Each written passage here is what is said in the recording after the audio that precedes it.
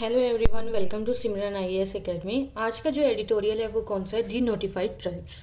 D notified का मतलब क्या होता है? जिसको कहीं पे भी नोटिफाइड ना किया हो। ब्रिटिश के टाइम पे इनको क्या माना जाता था? एक क्रिमिनल्स है। उनको बोला जाता था कि तुम अपने बर्थ से ही क्या एक क्रिमिनल की तरह के हैं, पैदा हुए हो। ये कौन से एक्ट के अंदर लिखा है? क्रिमिनल ट्राइब्स एक्ट 1871, जिसकी वजह से बहुत ज़्यादा क्या थे, वल्नरेबल और डिप्राइव्ड थे। तो ये जो है वो क्या ऐसा नहीं था कि एक कम्युनिटीज से थे, ये हेट्रोजीनियस कम्युनिटी से थे। कोई ट्रांसपोर्ट सेक्टर में था, कोई रेलवे सेक्टर में था, अलग अलग सेक्टर्स में होता हुआ करते थे। जो ये एक्ट है क्रिमिनल ट्राइब्स एक्ट, उसको क्या रिपील किया गया by the habitual offenders act 1952। तो इनको जो क्रिमिनल्स थे वो हटाकर इसको क्या बोला गया? D notified. अब जो पर्सन थे इनको क्या अलग अलग कैटेगरीज में डाल दिया गया। कुछ लोगों को शेड्यूल कास्ट में, कुछ को शेड्यूल ट्राइब्स में, एंड कुछ जो पीपल थे वो किस में चले गए? ओबीसीज में चले गए। एक रेनके कमीशन की रिपोर्ट आई थी, उनके अकॉर्डिंग अगर हम सेंसिस का डाटा देखें तो हमारी कितनी करोड़ पॉपुलेशन है? 10.74 करोड़ जो पॉपुलेशन है वो क्या डी नोटिफाइड ट्राइब्स की है। और 31 अगस्त को क्या मनाया जाता है? विमुक्ता जाति दिवस मनाया जाता है इंडिया में by the de notified tribes. ये तो हमने पढ़ लिया कि डी नोटिफाइड ट्राइब्स का हिस्ट्री क्या थी। अब गवर्नमेंट ने क्या है, इनको प्रोटेक्ट करने के लिए बहुत सारे क्या मेजर्स लिए थे। जैसे कि एक कमीशन बिठाया गया था, national commission for de notified nomadic and semi nomadic tribes 2006। ये क्यों बिठाया गया था? इनकी सेपरेशन करने, स्टेट वाइज लिस्ट बनाने के लिए कि कौन सी स्टेट में कितने ज़्यादा डी नोटिफाइड ट्राइब्स जाते हैं। इस कमीशन को किसने हेड किया था? बाल कृष्णा सिद्धराम रनके ने किया था। रनके कमीशन आया था जिसकी वजह से। सेकेंड कमेटी सेटअप की थी नीति आयोग ने, ताकि हम इनका क्या कर सकें? आइडेंटिफिकेशन कर सकें। थर्ड, इथनोग्राफिक स्टडी हुई थी by anthropological survey of India.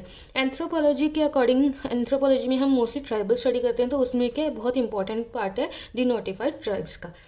Fourth, इसके लिए 2019 में क्या है, डेवलपमेंट ऑफ वेलफेयर बोर्ड बना था इनकी वेलफेयर पर्पस के लिए। उसके बाद क्या है, फिफ्थ स्कीम कौन सी है? और भी स्कॉलरशिप स्कीम्स जैसे हैं वो क्या प्रोवाइड की गई इनकी इम्प्रूवमेंट के लिए, जैसे doctor Ambedkar pre matric post matric scholarship for de notified tribes boys and girls. एक सेंट्रली स्पॉन्सर्ड है। दो तरीके की स्कीम्स होती है, एक सेंट्रल सेक्टर होती है, एक सेंट्रली स्पॉन्सर्ड होती है। जो सेंट्रल सेक्टर स्कीम्स होती है उसमें 100% जो फंडिंग होती है वो क्या सेंट्रल गवर्नमेंट की होती है। सेंट्रली स्पॉन्सर्ड स्कीम में क्या है, कुछ शेयर क्या है स्टेट गवर्नमेंट का रहता है, कुछ शेयर क्या है किसका रहता है? सेंट्रल गवर्नमेंट का। तो इसका जो फंडिंग पैटर्न है वो क्या 25:75 है। ये जो स्कीम थी ये क्या एजुकेशनल में इंप्रूवमेंट लेके आएगी। और कौन सी स्कीम है? Nanaji Deshmukh scheme, construction of hostels constructor है कि जो भी पढ़ते हैं बच्चे उनके लिए, ये भी सेंट्रली स्पॉन्सर्ड स्कीम है। Scheme for economic empowerment of DNT community, जिसको हम सीड बोलते हैं। ये कौन सी मिनिस्ट्री के अंदर आती है? Ministry of social justice and empowerment. ये क्या है, जो भी कॉम्पिटिटिव एग्जाम्स है उनके लिए फ्री कोचिंग प्रोवाइड करेगी। ये तो इंडियन गवर्नमेंट ने जो स्टेप्स लिए हमने वो पढ़ लिए। अब कौन कौन सी इश्यूज़ क्या हैं? सबसे पहले अगर हम देखें तो आइडेंटिटी का बहुत मेजर इशू है, क्योंकि इनके लिए कोई भी ऐसा सेपरेट कैटेगरी नहीं है कॉन्स्टिट्यूशन के अंदर, कोई भी यूनिफॉर्म क्लासिफिकेशन नहीं है कि ये नोमैडिक हैं, सेमी नोमैडिक हैं। जैसे हमने ऊपर देखा कुछ शेड्यूल कास्ट में है, कुछ शेड्यूल ट्राइब्स में, ऐसे कोई स्पेसिफिक कैटेगरी नहीं है जिसकी वजह से इनको क्या डिस्क्रिमिनेशन फेस करना पड़ता है, और ये पॉलिसी मेकिंग भी बहुत ज़्यादा डिफिकल्ट हो जाती है। Second, isolation. ये क्या है, ब्रिटिश टाइम से भी ही क्या इनको रीलोकेट कर दिया था मेन स्ट्रीम सोसाइटी से अलग। अब कोई लोग अलग रहेंगे तो वो क्या फील करेंगे ऐसा डिस्क्रिमिनेशन हो रहा है, तो वो क्या against their fundamental rights, right to livelihood. Third, ये क्या इकोनॉमिकली वल्नरेबल होता है, इनके पास इतना लैंड नहीं होता, तो इसलिए ये इतनी ज़्यादा प्रोडक्टिव नहीं होता, इतना पैसा नहीं होता, इसलिए ये क्या होता है इकोनॉमिकली वल्नरेबल होते हैं। लैक ऑफ डाटा, ऐसे नहीं है कि डाटा कलेक्शन में भी बहुत ज़्यादा डिफ़िकल्टी आती, तो पॉलिसी मेकर्स कैसे पॉलिसी बनाएं तो उनके लिए भी एक हार्डशिप होता है। और कौन कौन से इश्यूज हैं? No permanent commission. Six, budget जो एलोकेशन था वो क्या है रिड्यूस कर दिया। जैसे 2022-23 बजट में क्या अभी 28 करोड़ है, पहले कितना था 50 करोड़ था, भाई बजट एलोकेशन भी क्या कर दिया है, कम कर दिया है। उसके बाद क्या पॉलिटिकल रिप्रेजेंटेशन देखें, कोई भी सोसाइटी है उसकी डेवलपमेंट के लिए क्या पॉलिटिकल रिप्रेजेंटेशन होना बहुत ज़्यादा ज़रूरी होता है। इसकी जो पॉलिटिकल रिप्रेजेंटेशन है वो भी बहुत कम है, कोई लीडरशिप नहीं है, कोई एमएलए वगैरह नहीं है, तो कोई पॉलिसी मेकिंग इतनी ज़्यादा अच्छी नहीं हो पाती है।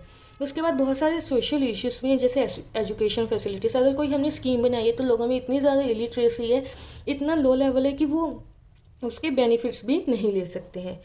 उसके बाद इसका कुछ वे फॉरवर्ड क्या है, अभी हमें राइटर क्या बोलते हैं और कौन कौन से स्टेप्स लेने चाहिए। सबसे पहले कॉन्स्टिट्यूशन को अमेंड करके इनको रिजर्वेशन प्रोवाइड करना चाहिए अंडर द आर्टिकल 330 एंड 332, जो क्या रिजर्वेशन के लिए है। सेकंड, लीगल मेजर्स देने चाहिए, जैसे extension of prevention of atrocities act है जो, उसको एक्सटेंड करना चाहिए to the de notified tribes, ताकि डिस्क्रिमिनेशन को कम किया जा सके।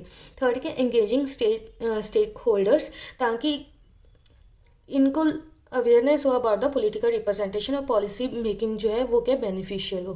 फोर्थ के आइडेंटिफिकेशन, इनको कास्ट सर्टिफिकेट्स देने चाहिए, एजुकेशन प्रोवाइड करना चाहिए, हेल्थ फैसिलिटीज़ प्रोवाइड करने चाहिए।